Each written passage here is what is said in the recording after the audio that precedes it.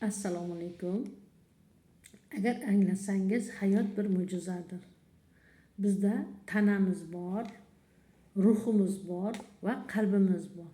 Bu uchlik bir tizimda.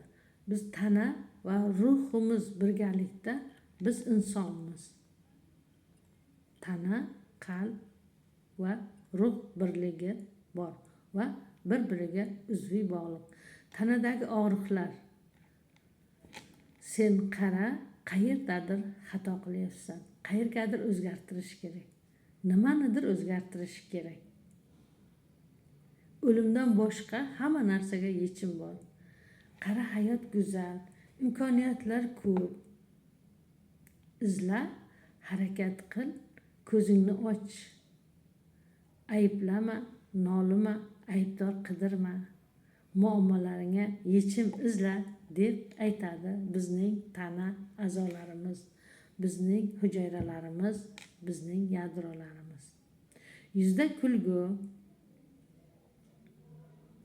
har turli yashirin jilmayish, o'zingizni tashqi tomondan xotirjam tutishga harakat qilish, o'zingizni tashqi tomondan baxtli inson qilib ko'rsatganingiz bilan qalbda xursandchilik bo'lmasa, qalb xotirjamligi bo'lmaguncha, qalb xotirjamligini his etmaguncha, qalb xotirjamligini topmaguncha,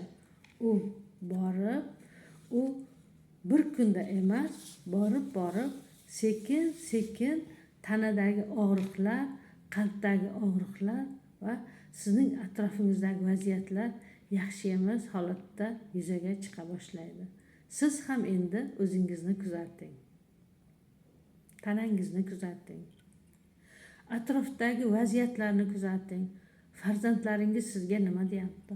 Oilangiz nima deyapti? Atrofdagi vaziyat siz haqingizda nima demoqda? Siz o'zingizni o'zgartiradigan vaqti keldi. Natija esa kuttirmaydi. Men Malika Mamatalieva, NLP terapevti, ong osti bilan ishlovchi mutaxassisman. 100 dan ortiq mijozlarim bilan ishlab, mijozlarim natijaga chiqdi. Va bugungi kunda sizni holatingizda ham yuqoridagi vaziyatlar bo'lsa, tanangizda sog'lomsizliklar bo'lsa, qalbda og'riqlar bor bo'lsa, sizni tinimsiz tashqi tomondan insonlar, atrofdagi vaziyatlar xafa qilib qo'yayotgan bo'lsa, yoki ustma-ustiga muammolar kirib kelayotgan bo'lsa, demak siz NLP texnikalari va bilimlari orqali oson va yengil bu muammolardan chiqa olasiz. Natija esa sizni kuttirmaydi.